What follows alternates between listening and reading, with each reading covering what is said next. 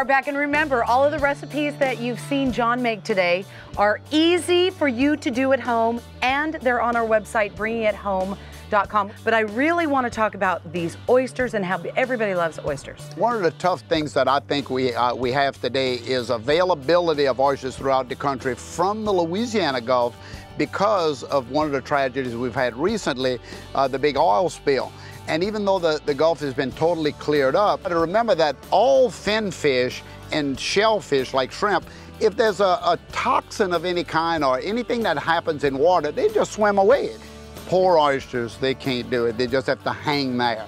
So of course, they're the ones that's gonna have destruction of the beds, etc. So now all the beds have been reseeded, all replanted. We're on our way back to some of the best oyster country in the world, but we happen to have some today. Well, I'm gonna ask you kind of a loaded question. Okay. Where do you get the best oysters? Well, you know, Louisiana.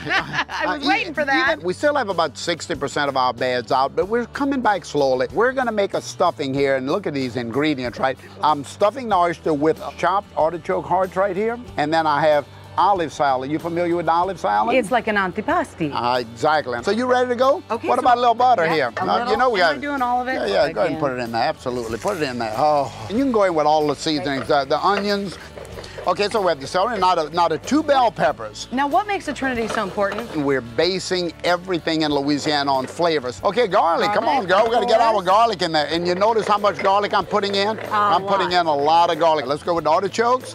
Now, look at the olive salad. Now, you see how I chopped oysters here? Yes. And oyster juice right out of the shell. Pour it in. Now, you're going to make my roux right now, right? Okay, now roux is? Roux is equal parts of oil and flour, but since I have butter in here already, just dust the flour off. That's our thickening agent.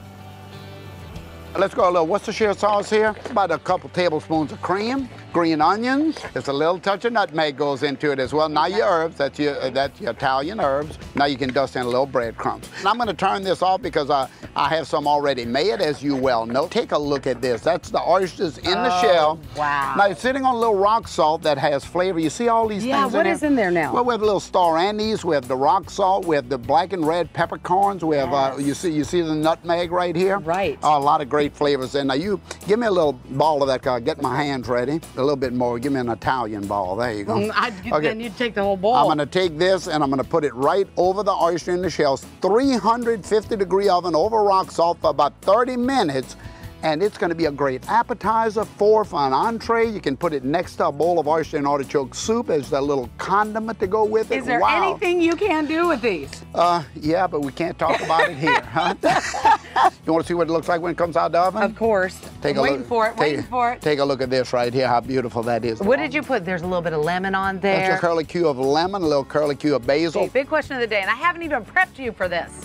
Why did you become a chef? Well, you know, I always say that I'm American by birth, but Cajun by the grace of God. Being born into a people who love to socialize over the table, creating dishes out of the bounty of our swamplands, our rivers, and our Gulf is what we do. It's church, it's family, it's food. It's simple as that. You showed them how to do all your recipes at home, but there's nothing like coming and sitting at your table. Absolutely nothing like it, plus to get to hear the accent firsthand. Oh, it's beautiful. Everybody loves it. All those that know him love him. You've done so much for this state, the community, seafood, and the cuisine, and thank you for always being on the show. Oh, well, thank you. Whenever you call, I'll come running. Those that know him love him. I know I sure do. We've got more coming up on Bring It Home. Thank you, Chef. Thank you so much. Very nice. Thank you.